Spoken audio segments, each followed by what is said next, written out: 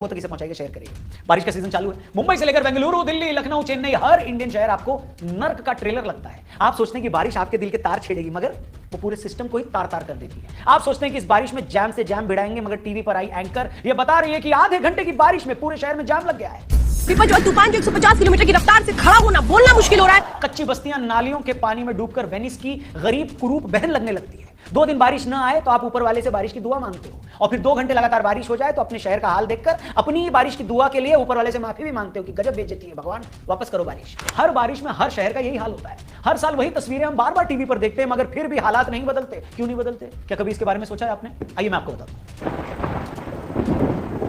इसे आप ऐसे समझिए कि एक टेररिस्ट अटैक में अगर एक आदमी भी मारा जाता है ना, तो ये खबर बनती है और बननी भी चाहिए। हम सोचते हैं कि कोई किसी को भला कैसे मार सकता है? जो भी इसके लिए कसूरवार है, जिम्मेदार है, उसे सख्त सजा मिलनी चाहिए।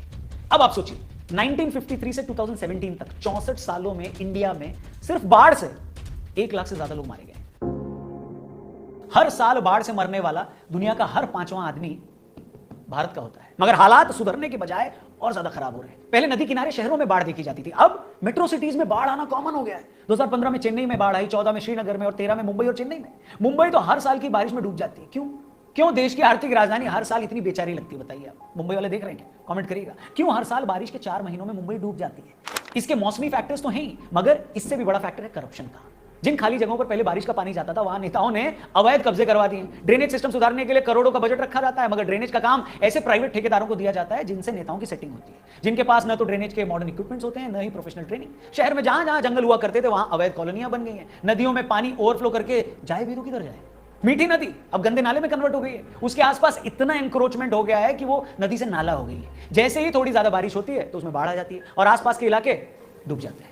और ये कहानी मुंबई की नहीं है, लगभग हर उस शहर की है जो हर दिन बढ़ता जा रहा है। सिर्फ और सिर्फ हमारे निकम्मे और नाकारा सिस्टम की वजह से साल का सबसे ब्यूटीफुल मौसम सबसे डरावना मौसम बन गया है। रूल तो ये कहता है कि मानसून से पहले मार्च तक ही सारे नाले साफ हो जाने चाहिए, मगर मार्च, अप्रैल, मई, जून छोड़ो, कई तो नाले ऐसे हैं जो सालों साल तक उनकी सफाई नहीं होती। और इसी गंदगी की वजह से बारिश में सावन के झूले नहीं, डेंगू के टीके नजर आते हैं। बारिश का मौसम बेसन के पकौड़े खाने का नहीं, कछुआ छाप मच्छर जलाकर सोने का बन गया है।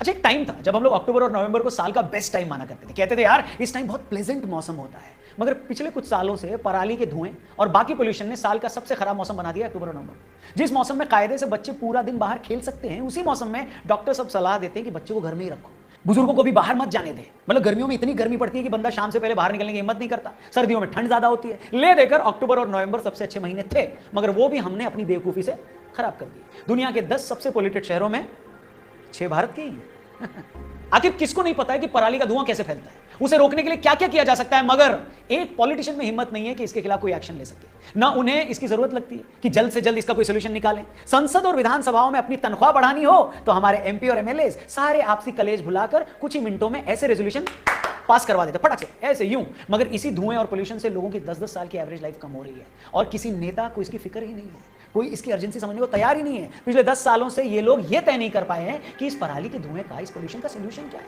और फिक्र होगी भी क्यों?